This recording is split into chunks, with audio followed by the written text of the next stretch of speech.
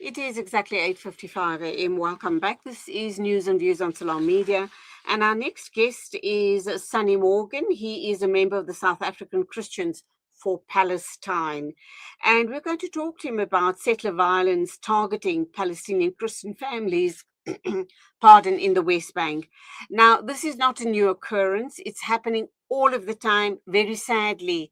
It's either underreported or not reported at all. So if we're talking about Christians being persecuted by the Zionist entities in Palestine and in Gaza and the West Bank, we are well aware that it's not anything new. It's been happening right from the beginning of the Nakba and, of course, the genocide.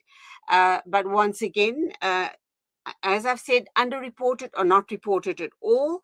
But let's hear what Sonny Morgan, a member of the South African Christians for Palestine, has to say about the latest event or the latest atrocity in the West Bank. And we understand that Israeli settlers attacked a Christian family in the occupied West Bank village of Bir Zait on a Saturday. Pardon, seriously injuring an elderly woman and prompting the arrest of several members of that particular family by Israeli forces. Sonny Morgan, good morning. Welcome to the program. Thank you very much, Julie. Thank you for inviting me again. Okay, and like I've suggested and like I've said outright, that this is nothing new, this is nothing unique. It's happening all of the time. Christian Palestinian families are also being persecuted. And it seems as if the rest of the Christian world is pretty quiet about the situation. Yeah, it's difficult. Let's give you some context about what actually happened. So this morning, when I heard about the incident, I reached out to some priests in Ramallah, and this is the report that we got. Right, according to local witnesses, a group of Israeli settlers entered land belonging to a Christian family near their home. When the mother went out with her children and their cousins to defend their property, one of the settlers threw a stone that struck the woman on the head, causing a severe injury. She's currently in critical condition in intensive care at Al-Itashari Hospital in Ramallah. In the chaos that followed, her son reacted by striking one of the settlers. In an updated message, we heard he didn't actually strike the settler. He threw a stone at the settler, which struck the settler. Subsequently, Israeli army forces arrested her son and two of the cousins, while the mother continues, fighting for her life in intensive care. Despite these facts, a misleading narrative has begun to circulate among settlers, portraying themselves as the victims and labeling the local family as terrorists.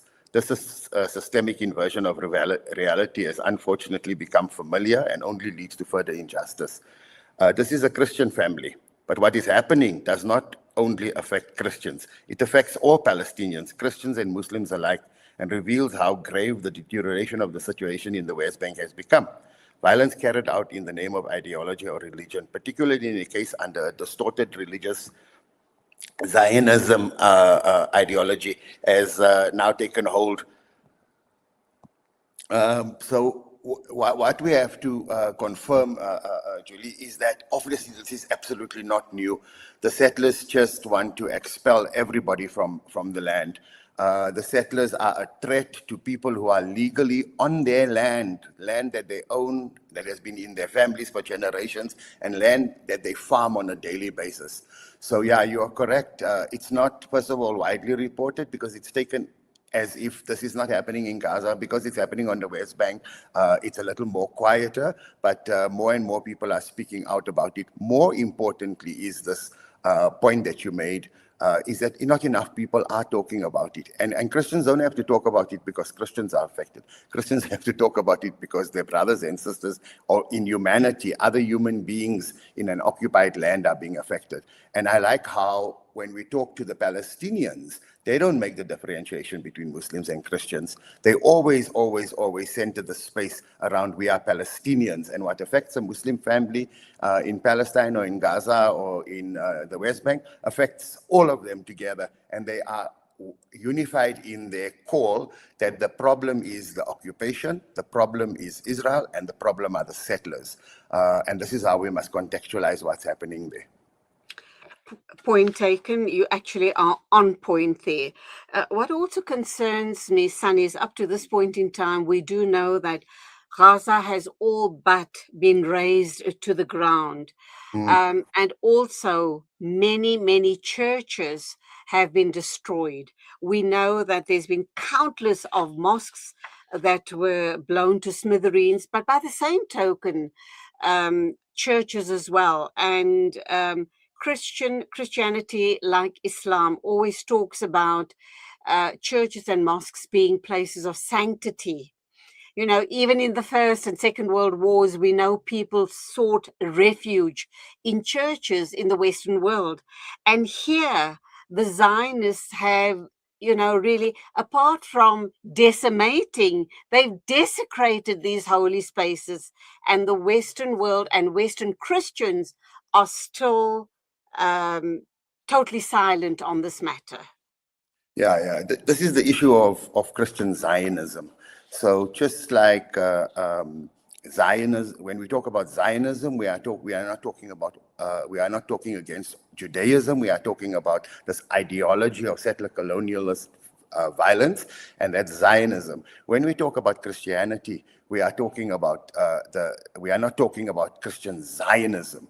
And Christian Zionism is an infectious, false teaching, a false theology that is permeated through all of modern Christianity. And it's something that as much as we fight against Israeli Zionism and Zionism in Israel, we must fight against Zionism in our own midst, not just in South Africa, not just in Palestine, not just in South Africa, but around the world. It is this false theology that is taken advantage of by the Israelis to sow discord. There are organizations in South Africa like South African Christians for Israel, and who are going to hold a rally, I suppose, towards the end of the month. I've seen the invitation, but there's no details on it yet.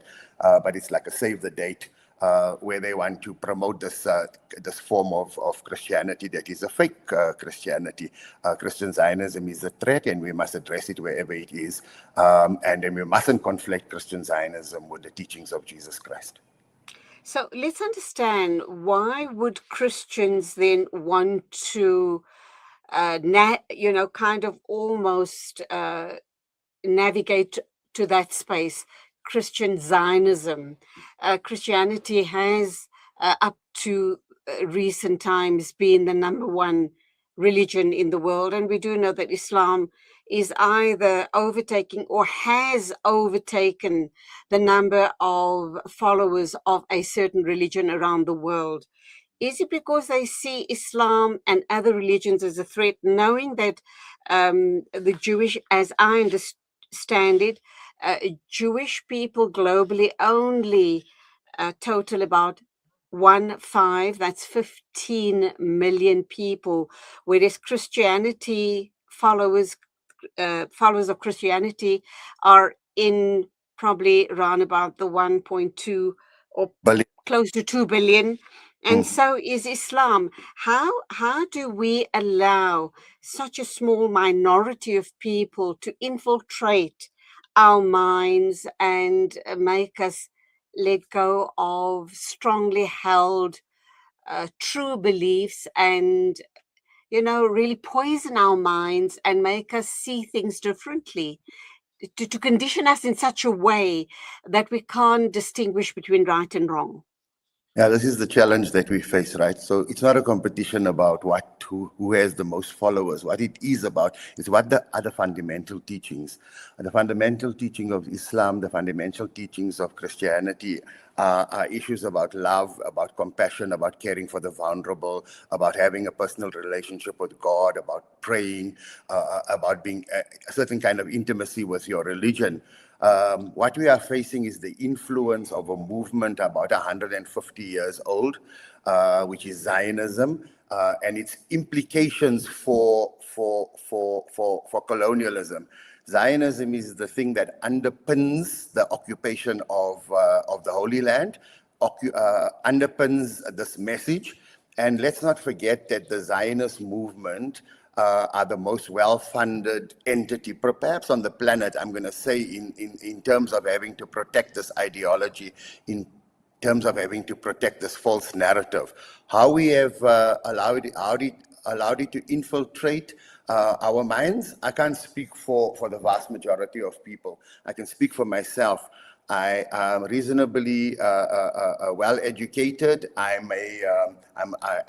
apply critical thinking to what I read. I'm not easily convinced by the narrative that people just spew out. I ask critical, deep questions, and I'm willing to admit when I am wrong, and I'm willing to learn and relearn. So this is important criteria to be able to understand.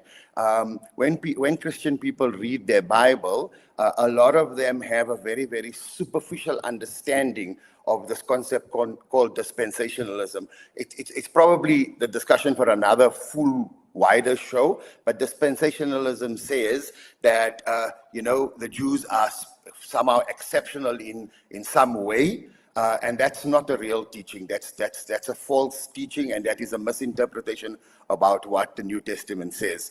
I'm not a theologian, so I don't try to get involved in that questions. I'm asking myself, what would Jesus do if he were in the circumstance that we find ourselves in today? And that my answer to that question will be totally in opposition to what everyone else is saying. He would not be supporting the occupation. He'd be on the side of the Palestinians. He'd be on the side of those who are injured. He'd be on the side of the victims. So it's a simple thing to ask yourself, would I want to serve a religion? Would I want to serve an ideology that puts one person above the other person, and that person that's put above is violent, is horrific, and kills babies? I mean, it's inconsistent with what I believe my teaching and my following of Jesus Christ is. You mentioned just now that this is not about a competition. I threw out a couple of numbers just now about the number of followers of Christianity and Islam. I agree with you, it's not a competition. I agree with you. I just use that as a comparison to indicate there's such large numbers of Christians and Muslims throughout the world, and such a small number of Jewish people. How is it that such a small number of Zionists is able to contaminate the minds of such large numbers of Muslims and Christians around the world? And that's cause for concern. Yes. What is it that we are doing wrong and they're doing right, or vice versa? Your thoughts? So, Julie, let's put the numbers in context, right? In South Africa, at its height, Jewish people were 150,000 people in South Africa during the 70s. At this moment, there are roughly around 50,000 Jewish people, 50 to 70,000, depending on whose numbers you believe, but certainly not more than that, in a population of about 68 million people in South Africa. So that's just to take your numbers that you cited and to draw them down to the context of what is that number in South Africa. How they are able to do what they do, I really don't have an answer for that question. It's really a hard question. I ask myself that all the time. How is it possible that that the Zionists can have the influence that they have? So what can we do about the influence that the Zionists have in South Africa? Well, we can call it out and we can demand our government to take action. You know, during the apartheid, if you spoke internationally against South Africa, I mean, even white people who spoke against South Africa, the apartheid regime in South Africa, they were hunted down. They were assassinated in France, in Switzerland, as visitors around the world. They were assassinated. They were taken out. They were held responsible. They were charged. We have a constitution here in South Africa that gives us that authority to call out this danger of Zionism in our society. We have Zionists serving in the army in Israel that are deployed to Gaza that have murdered people. We have a docket that we have already given to the National Prosecuting Authority. What we can do to break that influence is to hold them accountable, and that's the part that is within our power, and we don't apply it enough. And we need to get behind South Africa's case at the ICJ. We need to be able to do the stuff that South Africans can do here to hold our government accountable. We have done a sterling job as government, but there's a lot more we can do. It's unconscionable that we still send coal to Israel. We're one of the, in fact, we now are Israel's largest importer.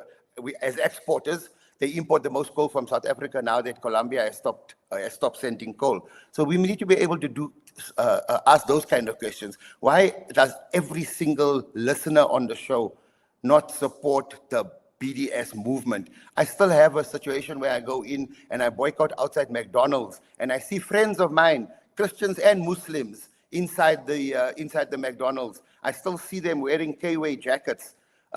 So when we discuss what's happening in Palestine and in Gaza, we need to say, what are we doing here in South Africa?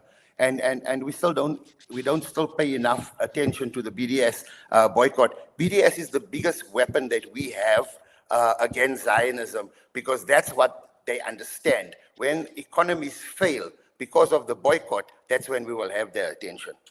Okay, just to come back to those figures again, just as a matter of interest, those figures, by the way, were shared with us here at Salam Media by a Jewish gentleman, very pro-Palestine, very anti-Zionism, Jewish journalist based in the Western Cape. So he shared those figures with me live on this very radio show. So just so that people don't think we're trumping up, you know, and downplaying the number of Jews globally. And I just wanted to make that very clear. Real, verifiable. Absolutely. Okay. We have some messages, and I'd like to share Abdul Razak Ismailov's comments. I always say, please become part of the conversation, and he is becoming part of the conversation. So let me quickly read out those messages. I'd love your response. He says, meanwhile, the US is also threatening open war against several Christian majority countries, including Mexico, Colombia, Cuba, Canada, South Africa, amongst others. The West is quiet as expected. The silence is more deafening than standing next to a machine gun. And we do know why the Western governments are quiet. They are shivering and shaking in their boots, but be that as it may. He goes on to say, if anything, the West even cheers for these wars, even while brandishing crucifixes. And he says, I'm sure none of us here are unaware of how the oppressors have committed heresy by using the Bible as a justification of atrocities from American slavery, Jim Crow segregation, to the apartheid and the US-led wars in the Middle East. And last but not least, as an example, I think it's Trajicon has been accused of labeling their ACOG gun sites according to verses from the Bible, with US, British, and Israeli thugs committing their massacres in the past 25 years using these same gun sites. Thank you indeed, Abdul Razak. And over to you, Sunny Morgan, your thoughts. So it's a long question. I missed most of it, but I can say to you a simple issue.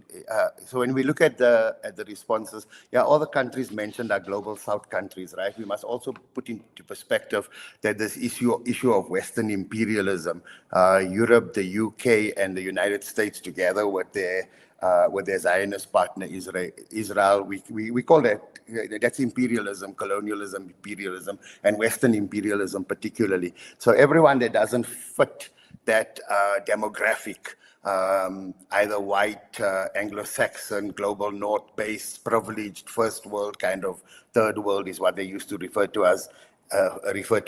So our struggle is not just against Zionism, but our struggle is against the system and the systemic system that subjugates the global South. That's why we on their target list. So the fight is of course very immediate. It's in Gaza, it's in Palestine, it's against Zionism, but that's just one part of a much bigger fight. This fight for that is Western imperialism, and it's a dying empire. All empires die like that. They die violently. And this is what we are witnessing. So when they make these threats, it's not just against Christian countries, it's against the global south, it's against all the others that don't buy into their agenda and their narrative. Yeah, very sadly, Sunny, it's for the past 10, 15 odd years, if not longer, we've been hearing this word, we've been hearing this narrative about the New World Order. Are we in the midst of this New World Order? And what do you suppose, if we are, what's post New World Order going to look like? It's pretty frightening, is it not? Frightening, Julian. So let's just say, what system did we have that at least allows us to have some sense or a semblance of normality? Now we know it's all buggered up, right? But some sense of normality is the system, which was, I suppose, multilateralism, stuff that the G20 amplified, a multilateral world, a polylateral world. And that's the order that's breaking down, right? That's the order that's breaking down. This order that a rules-based order is completely destroyed. Gaza has laid waste to the notion that there is a rules-based order. What we actually had was a set of rules for the global north and a different set of rules for everyone else. A set of rules for, let's just say, the G7 or the G8 countries, and everybody else was just fodder for the cause. So there isn't actually a system that is that serves us all equally, but the system that is under threat now is the one that we really lived with since the formation of let's say, the United Nations or post the Second World War, and that system is under threat. The new economic order or a new world order, those are platitudes, I think, that we grew up with, and but they define perhaps our narrative or our thinking and what we would like to think about. And we've had different iterations over the last 100 years of what that could be. I don't think that we can visualize a different way yet because of the current realities. It reminds me of the famous Gramsci quote, that said, the old is dead, the new is not yet dying. I'm paraphrasing, has not yet been born. But in between the dying of the old and the birth of the new, there's a morbid reality where monsters live.